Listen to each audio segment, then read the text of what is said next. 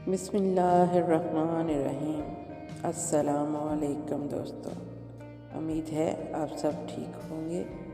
تو چلیں کہانی کی طرف چلتے ہیں۔ سمرن نے کہا، قمر چند لمحوں کے لیے تو اس کی طرف دیکھتا رہا، پھر اس نے کہا، کیا تم یہ تحریر پڑھ سکتی ہو؟ سمرن نے قمر کے ہاتھوں میں موجود کاغذ کو دیکھا، پھر اس کے ہاتھوں سے کاغذ لے کر اسے دیکھنے لگی۔ کاغذ کو دیکھنے کے بعد اس نے اس بات میں سر ہلایا اور کہا، ہاں، یہ زبان کافی پرانی ہے اور مجھے بھی آتی ہے، مگر اس کا نام نہیں یاد آ رہا۔ کیا نام؟ ہاں یاد آیا، آتاشی۔ ہاں، یہ آتاشی زبان ہے۔ پڑھ کر سناؤں؟ ویری گڈ، بتاؤ اس میں کیا لکھا ہے؟ اس میں لکھا ہے کہ اس گھر کے نیچے ایک تہہ خانہ ہے۔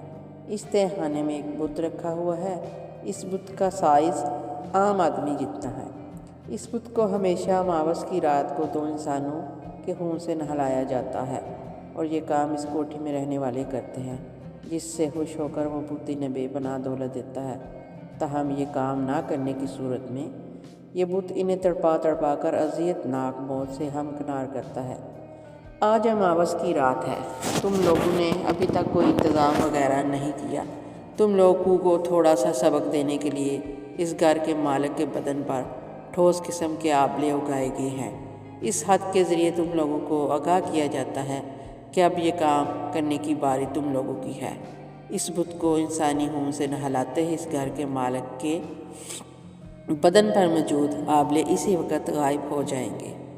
سمرن کے چپ ہوتے ہی قمر اور آسیہ پریشان نظروں سے ایک دوسرے کی طرف دیکھنے لگے۔ اس خط اور اس میں موجود تحریر پر وہ یقین نہیں کرنا چاہتے تھے، مگر قمر کے بدن پر موجود آبلے دیکھ کر انہیں یقین کرنا پڑا۔ اب کیا کریں؟ آسیہ نے پریشان نظروں سے ان کی طرف دیکھا۔ پھر میرے خیال سے ہمیں پہلے تہہ خانے کو دیکھنا چاہیے، قمر نے کہا۔ کیا واقعی کوئی تہہ خانہ بھی ہے یا نہیں؟ کیا تم بتا سکتی ہو اس خط کے مطابق تہہ خانہ کہاں ہے؟ کیوں نہیں، آؤ میرے ساتھ، سمرن نے کہا، اور انہیں لے کر بیڈ روم سے باہر آ گئی۔ سیڑھیاں اترتے ہوئے وہ تینوں نیچے پہنچ گئے۔ سمرن نے ادھر ادھر دیکھا اور پھر وہ ایک طرف کونے میں موجود تھے۔ وہ سب کمرے میں ادھر ادھر دیکھنے لگے۔ اچانک سمرن کی نظریں دیوار کے ساتھ فرش پر ٹک گئیں۔ یہی ہے تہہ خانے کا راستہ۔ کہاں؟ قمر اور آسیہ نے کہا، اور پھر ان کی نظریں بھی اسی جگہ ٹک گئی جہاں سمرن کی نظریں تھیں۔ اس کا مطلب ہے کہ واقعی کوئی تہہ خانہ ہے، قمر نے کہا۔ میرے خیال میں ہمیں تہہ خانے کو دیکھنا چاہیے، سمرن نے کہا۔ دیکھے تو اندر کیا کیا ہے، بت کیسا ہے؟ میں تو کہتی ہوں رہنے دو، آسیہ بولی۔ مجھے انجانا سا خوف محسوس ہو رہا ہے۔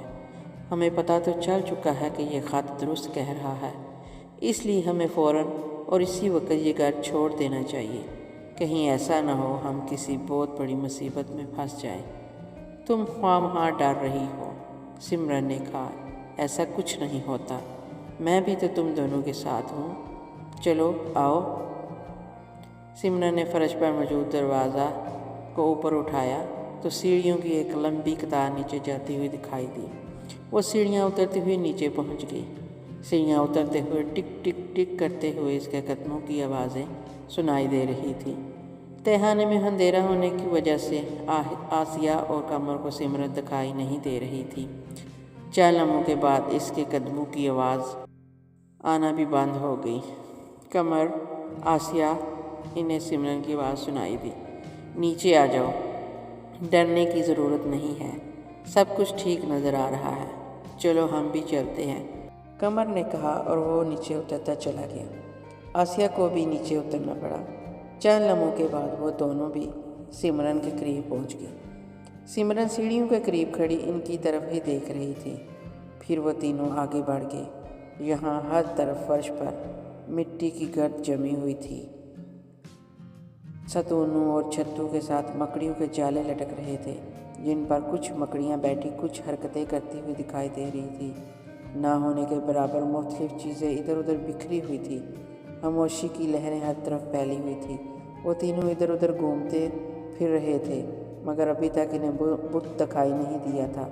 چلتے چلتے اچانک آسیہ چیخ مارتے ہوئے कमर के पीछे छुप गई। सिमरन और कमर भी यकदम रुक गए। हल्के हल्के अंधेरे ने हर चीज़ को अपनी लपेट में ले रखा था। हर चीज़ मिट्टी की गर्द से लुथड़ी हुई थी। दीवारों का रंग उतर चुका था।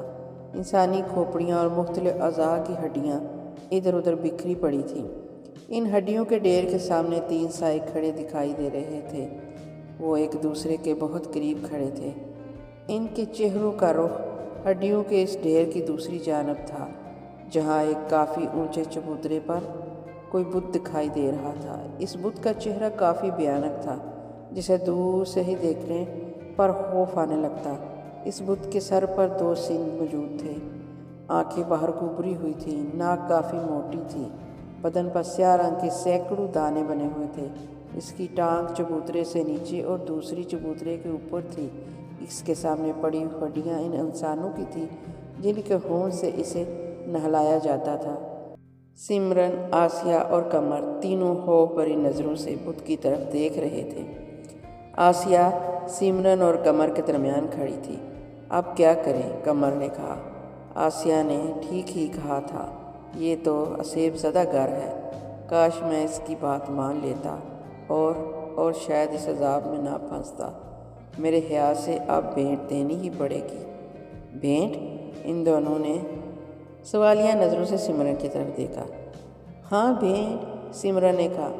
इस खत में लिखा है कि तुम्हारे बदन पर से इसी वक्त ही हावले गायब हो सकते हैं जब तुम दोनों बुत को किसी इंसान के खून से नहलाओगे। मेरे ख्याल से तुम दोनों ये काम कर ही दो। इस तरह कमर को इस अजाब से छुटकारा भी मिल जाएगा और ये बुत तुम दोनों से खुश होकर दौलत भी देगा, जो कि तुम दोनों का इनाम होगा। तुम इस यकीन के साथ कैसे कह रही हो? कमर ने सिमरन को तेज़ नज़रों से देखते हुए कहा। तुम तो इस तरह कह रही हो जैसा इंसानी खून इस बुत को नहीं बल्कि तुम्हें चाहिए। सच सच बताओ, इस काम में तुम्हारा तो कोई हाथ नहीं। तुम्हारे लहजे और बातों से अजीब किस्म की बू महसूस हो रही है। मैं तो वैसे ही कह रही थी, सिमरन हकलाई। इसमें भला मेरा क्या हाथ हो सकता है? मैं तो वैसे ही कह रही थी। तो तुम्हारे फ़ायदे के लिए।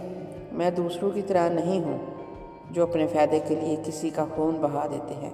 अगर खुदा की मर्ज़ी इसी में है कि मैं इस अजाब में मुब्तला रहूँ तो मैं इसकी मर्ज़ी के ख़िलाफ़ कदम नहीं उठाऊँगा।